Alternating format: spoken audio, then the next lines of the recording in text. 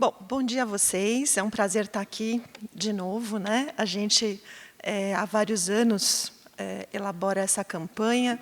Eu estava pensando aqui que eu preciso ir nas minhas memórias e tentar resgatar quantos anos a gente já faz, mas acho que a gente está chegando a uma década já, praticamente, de eventos, né, para tentar fazer com que a gente traga para o cenário, né, da nossa prática do dia a dia a prevenção de quedas de uma forma mais, vamos dizer assim, sistematizada, que realmente a gente incorpore essa prática e consiga, né, fazer aquilo que a gente tanto quer, que é diminuir, né, a ocorrência de quedas nessa população e, com isso, evitar uma série de consequências que a gente sabe bem que são muito ruins para a saúde dessas pessoas, né? Bom, eu trouxe para vocês, então, um pouco o que a gente vai elaborar, o que a gente vai abordar na campanha desse ano, mas também trouxe para vocês alguns dados sobre o que está acontecendo em termos do levantamento, né, sobre essa problemática em todo o mundo. Então, vamos conversar um pouquinho para a gente ver o que está acontecendo. Algumas medidas, né, estão sendo feitas, e uma das coisas que a gente sabe bastante bem é que as quedas nas pessoas idosas, elas realmente representam, vamos dizer assim, condições de saúde muito limitantes nessa população, né? Então, se a gente pegar os anos vividos com incapacidade, a gente vai ver aqui que de 2000 para 2012, a gente teve um aumento bastante grande dos anos vividos com incapacidade decorrente de quedas, né?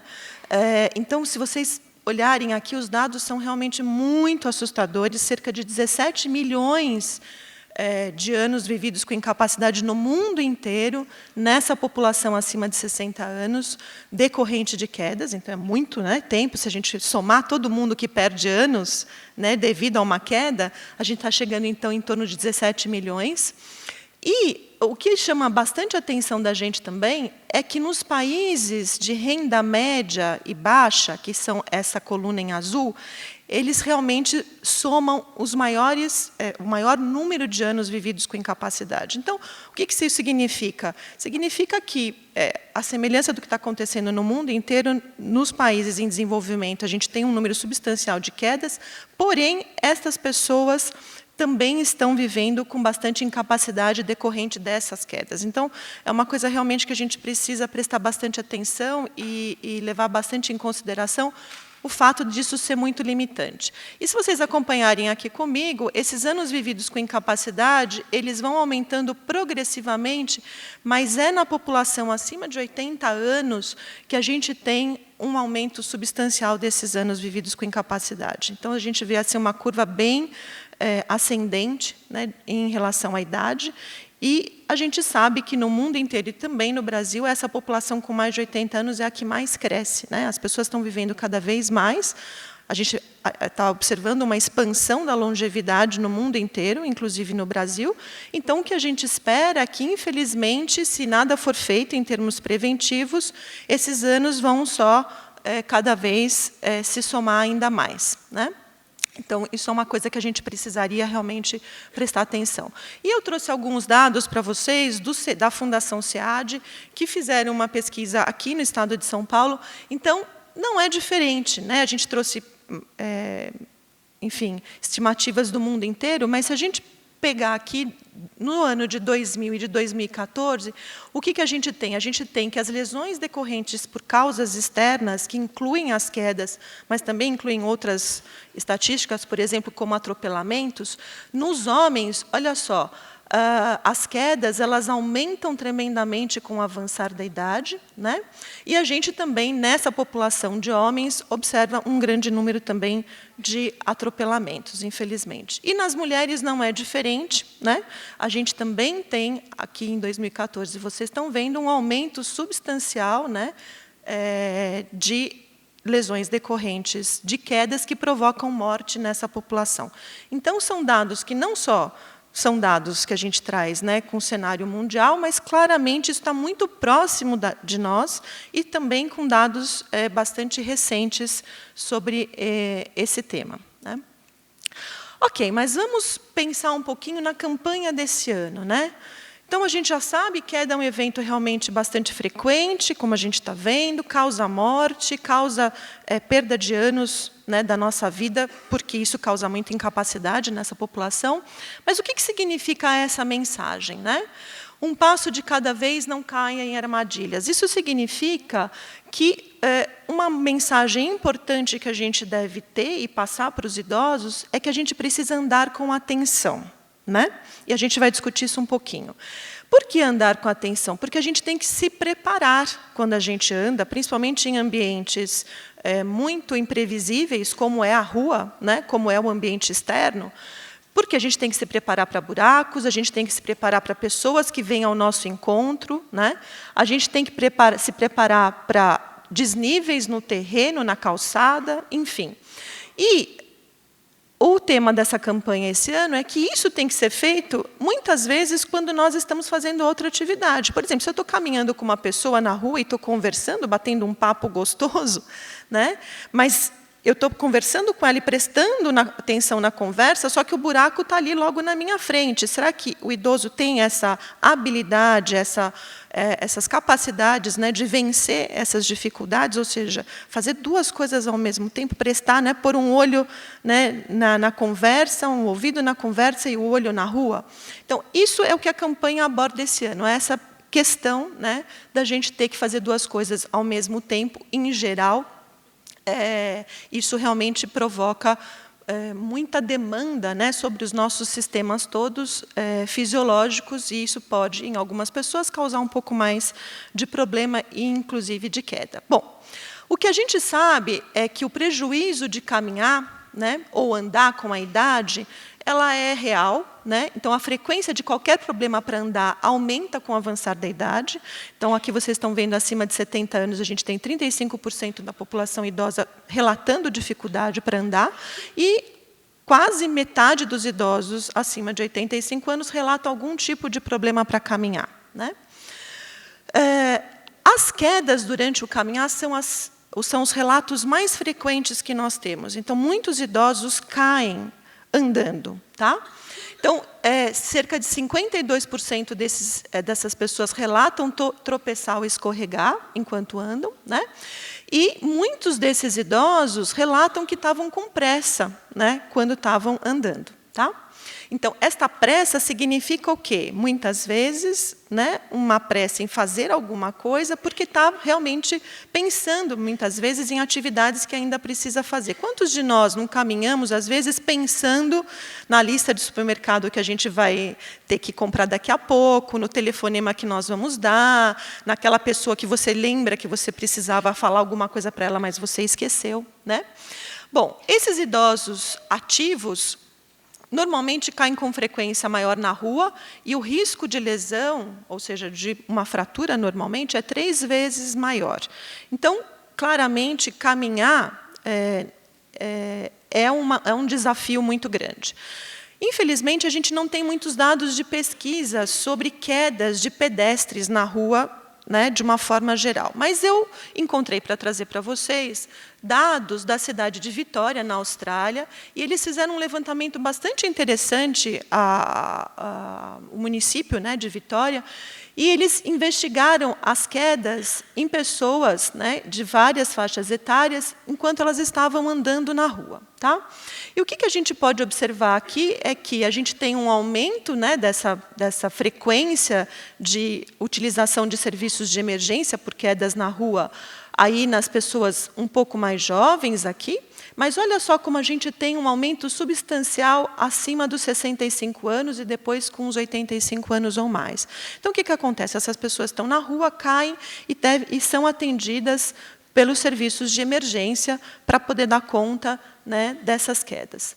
E se a gente for ver os dados de admissão no hospital, né, isso também, olha, aumenta bastante. A gente tem cerca de uma enormidade de admissões hospitalares por quedas na rua decorrente, né, de acidentes por quedas em idosos que estavam andando na rua. Eles fizeram essa pesquisa e conseguiram cercar todos os dados, né? Então juntaram os serviços de resgate, de emergência, dados de hospitalização, de forma que, em um ano, eles conseguiram, de fato, ter as melhores estimativas a respeito dessa questão de como é cair na rua. E a gente percebe que, realmente, isso é um problema que pode acometer, realmente, os idosos de uma forma geral.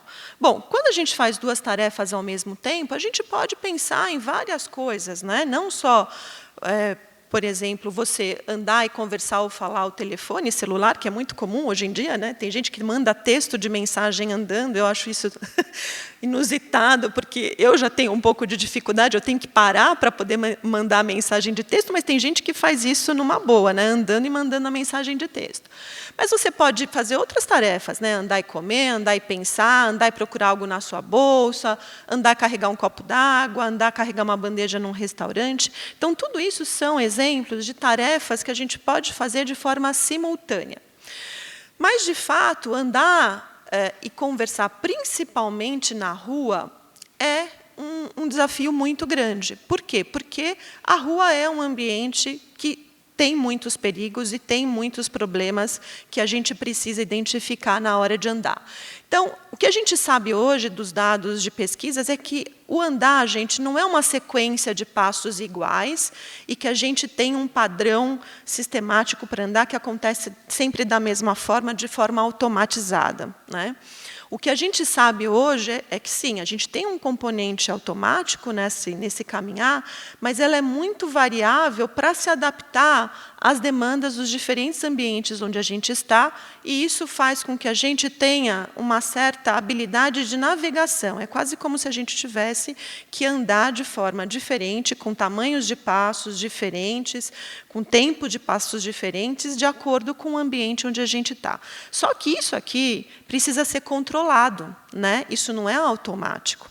Então, se eu não controlo isso bem, ou se eu não tenho a minha atenção focada em fazer isso, é aí que uma queda, de fato, pode acontecer, né? Então, no idoso, a gente tem a possibilidade de ter disfunções não só cognitivas, mas também sensoriais, de visão, né, de sistema vestibular, e as próprias alterações da marcha, que vão fazer com que a navegação desse ambiente seja mais difícil e esse risco de cair aumente. Então, você soma, né, as dificuldades da rua, do ambiente, o fato de você estar fazendo duas tarefas, associado a uma série de alterações que você pode encontrar de diferentes magnitudes em todas as pessoas. Então, existem vários mecanismos pelos quais, cognitivamente, a gente tem dificuldade maior em realizar tarefas simultâneas, e aí eu não vou abordar isso, porque eu sei que a Mônica vai falar um pouquinho disso depois, né? Mas o fato é que, para idosos saudáveis e ativos, essa dupla tarefa realizada durante a marcha, a gente já sabe que existe uma diminuição da velocidade de caminhar quando você faz duas tarefas simultâneas e um certo aumento da variabilidade, por exemplo, e com mais frequência, do comprimento do passo e do tempo do passo.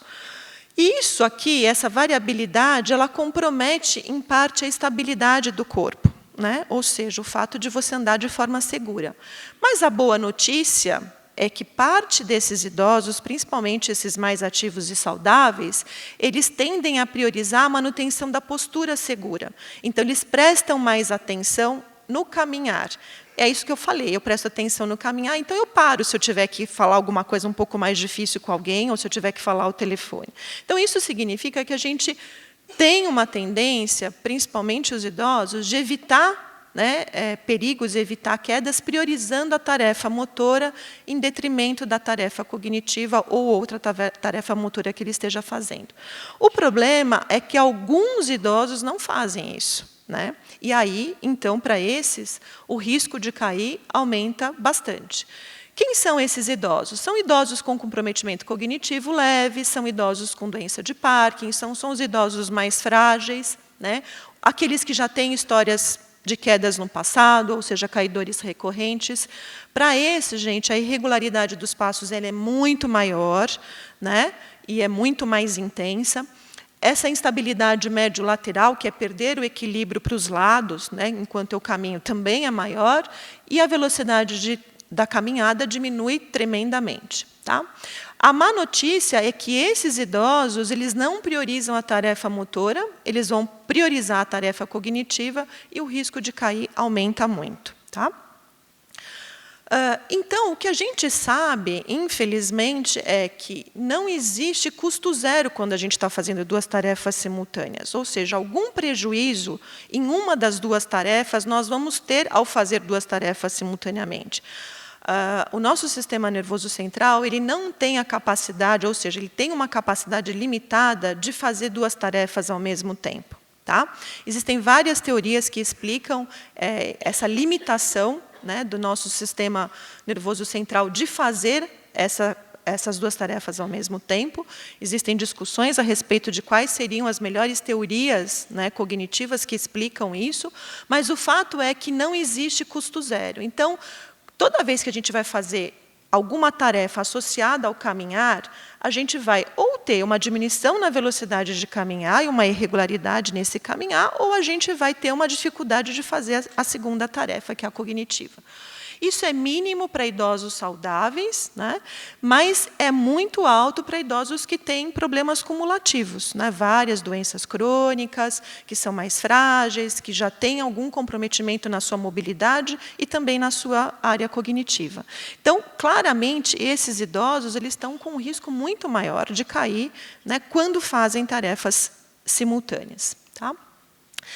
Ok, vocês vão ter acesso, nós desenvolvemos um manual para esta oficina especificamente, né, que é para orientar os técnicos a respeito do que significa realizar duas tarefas ao mesmo tempo. Então, esse manual vai estar disponível online, né, nos vários sites do CRI, da Secretaria de Saúde, enfim, para que vocês possam ter acesso a esse material mais técnico, né, as referências bibliográficas e o que se entende por isso.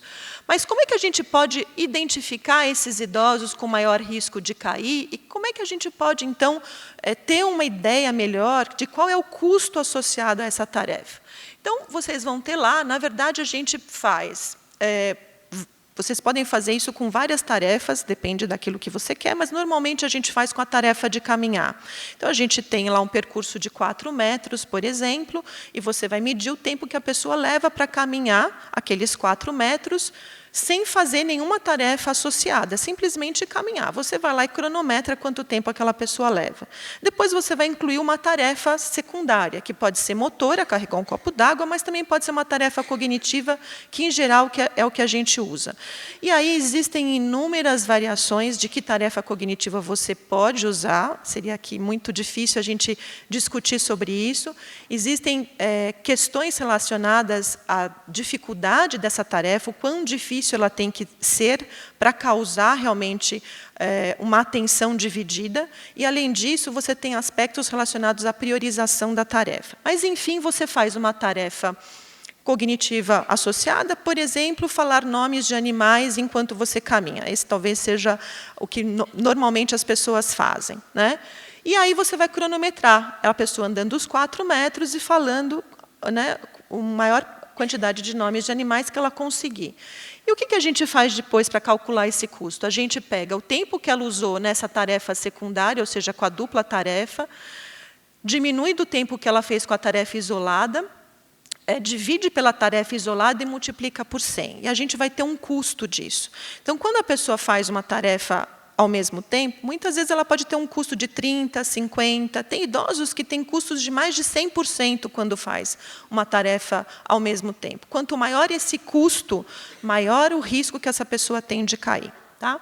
Infelizmente, esse custo, em termos de um valor numérico para eu dizer para vocês, olha, fiquem muito atentos acima de um custo de 30%. A gente ainda não tem essa resposta em termos de pesquisa, mas o que eu posso dizer para vocês é que custos, né, acima aí de 50%, eles são realmente muito altos, né? Então, a gente já tem na prática, né, essa ideia de que realmente idosos que fazem essa tarefa num custo muito grande, eles têm realmente muito mais problema. Bom, a avaliação dessa interferência da dupla tarefa depende das características dessa pessoa idosa, então as doenças, a fragilidade, a cognição, e também da ocupação dos interesses, né? Porque eu penso o seguinte, se eu vou dar uma tarefa cognitiva secundária, e essa pessoa, por exemplo, tem muita habilidade em matemática, e eu vou dar uma conta matemática para ela fazer, vocês concordam que talvez essa tarefa tenha uma demanda menor para esta pessoa em questão. Então, a escolha dessa tarefa secundária, ela não é assim tão linear, tão fácil, né? Existe realmente uma discussão a respeito disso. Então, o que a gente sabe? Que ela tem que ser suficiente, porém não extremamente difícil para causar, né, uma interferência na tarefa primária, mas também tem que ter uma aderência ao cotidiano da pessoa. Então, o que a gente diz é que essa tarefa tem que ser um pouco mais afeita àquilo que a pessoa faz no seu dia a dia. Então, de repente, uma lista de supermercado seja muito mais interessante do que eu ficar falando nomes de animais. Vocês concordam comigo? Ou então, a pessoa contar um fato, né, da vida dela, ou contar uma história, seja realmente muito mais interessante do que você fazer determinadas tarefas que talvez não tenham muita familiaridade para essa pessoa. Mas, nesse documento, a gente coloca lá para vocês alguns exemplos de intervenções, né, e de tarefas cognitivas que vocês podem usar. Isso, enfim, está descrito na literatura, né, e é por isso que a gente colocou aqui nesse documento para vocês. Mas isso é uma coisa que pode ser interessante de vocês terem e poderem refletir aquilo que melhor cabe, né, à população que vocês estão trabalhando.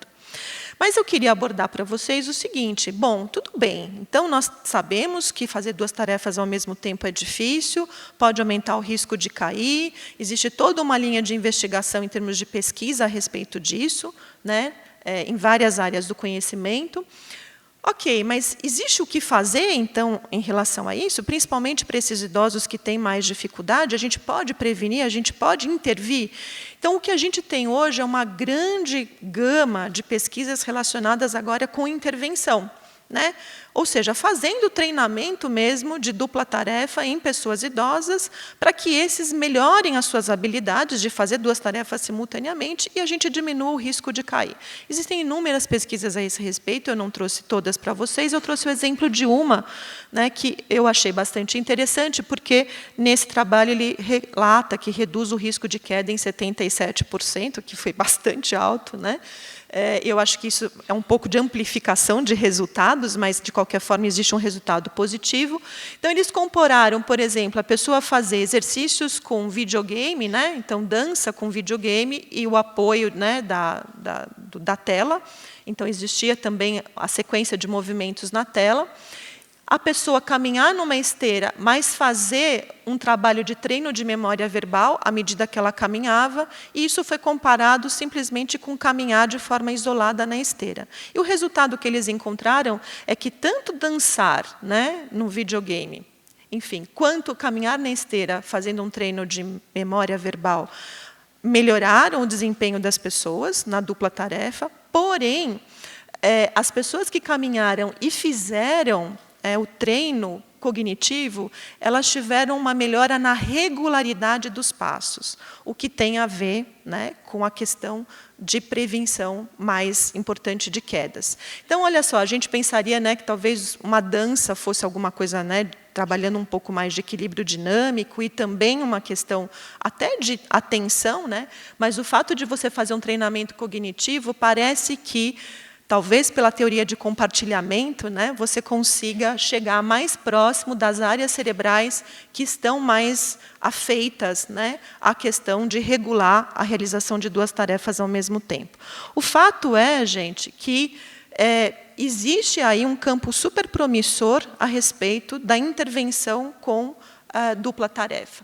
Então, o que eu diria para concluir para vocês é que a dupla tarefa é uma área de pesquisa e de prática clínica muito interessante, ultimamente, e promissora. Tem muita gente no mundo trabalhando com isso, existem vários, se vocês entrarem, né, em busca de dados bibliográficos, existe uma demanda, um corpo muito grande já de pesquisa nessa área. Porém, para nós aqui, o que eu acho que é fundamental é que nós precisamos educar os idosos a se locomover com segurança na rua, né? Então, a gente sempre orienta, né, olhar para frente para você conseguir se preparar para os obstáculos que vão vir, né, e ter atenção ao caminhar. né, talvez diminuir um pouco o fato dessas pessoas realmente se colocarem em risco fazendo atividades de caminhar com desatenção ou com tarefas simultâneas que sejam muito... outra tarefa que seja de uma demanda muito grande. E, mais do que isso, o que a gente sabe já é que incorporar exercícios, né, que envolvam a dupla tarefa parece ser bastante promissor para a prevenção de quedas e aumentar a reserva funcional, tanto cognitiva como cognitiva e motora, nesses idosos. Então, isso aqui é uma coisa que a gente precisa, de fato, incorporar, porque alguns estudos também mostram que só trabalhar equilíbrio, mas não equilíbrio em dupla tarefa, não previne o risco das pessoas caírem enquanto estão fazendo duas tarefas simultâneas. Então, se a gente quer prevenir exatamente esse tipo de queda, ou seja, a queda andando, né, e fazendo uma outra atividade, a gente precisa incorporar esses exercícios na nossa prática do dia a dia. Então, tanto para vocês que trabalham com atividade física, quanto para aqueles que estão aqui trabalham na área de reabilitação, né, precisam ter em mente que essas atividades precisam ser, de fato, incorporadas no dia a dia, se a gente quiser prevenir quedas de uma forma mais ampla nessa população. Tá? Então, eu agradeço a atenção de vocês. Nós estamos aqui também chamando a atenção de vocês, nós estamos numa fase final daquele ensaio clínico que eu venho comentando ano a ano com vocês. Nós já captamos mais de 500 idosos, né? Estamos terminando esse estudo, é um estudo muito grande, mas a gente ainda tem que chegar no nosso número de 600 idosos incluídos nesse programa. Então, se vocês puderem nos ajudar, a gente ainda está captando idosos que tiveram pelo menos uma história de queda no último ano, e se vocês quiserem, podem me mandar o telefone de contato dessas pessoas, né, para que a gente possa chamá-los e convidá-los a participar desse estudo, e então a gente chegar ao nosso tamanho, né, de amostra final e poder, de fato, ter os resultados desse trabalho maior. Tá bom? Obrigada, gente. Pode ficar, Mônica. Pergunta agora, né? Tá. Isso, temos agora uma perguntinha aqui. Quais são os exercícios físicos mais apropriados para trabalhar a melhoria na realização da dupla tarefa sem riscos? O sem risco é interessante, né? Porque, de fato, quando você está fazendo duas tarefas simultâneas e está treinando isso, você pode, né, de alguma forma, aumentar a chance dessa pessoa cair durante a execução do exercício. Então, não existe uma mágica para isso. O que a gente diz é o seguinte: você tem que começar com uma tarefa cognitiva ou motora muito simples. Né?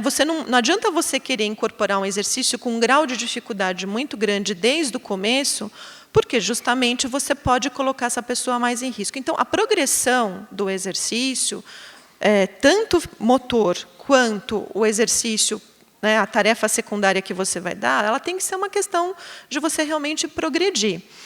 Agora, de fato, se você tem uma heterogeneidade muito grande, né, de participantes desse grupo, né, se essa atividade não é feita de forma individual, mas é feita de forma em grupo, de fato, você precisa tomar muito mais cuidado e talvez separar dentro do próprio grupo algumas atividades num circuito que sejam mais fáceis e outras mais difíceis, para que essas pessoas que têm mais habilidade possam ser desafiadas e as que têm menos habilidade possam ser desafiadas no seu nível de funcionalidade.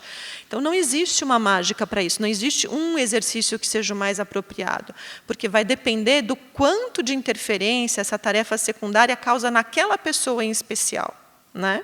E, para isso, a gente vai precisar avaliar primeiro isso, por isso que a gente colocou lá para vocês como é que a gente calcula esse custo. Então, se eu coloco no mesmo grupo pessoas que têm um custo muito alto e pessoas que têm um custo muito baixo, dependendo da tarefa que você der, vai ser muito fácil para aquelas pessoas que lidam muito bem com aquilo e muito difícil para outras pessoas. Então, aí, a engenharia, de fato, é você saber, né, contemplar todos os participantes do seu grupo, né?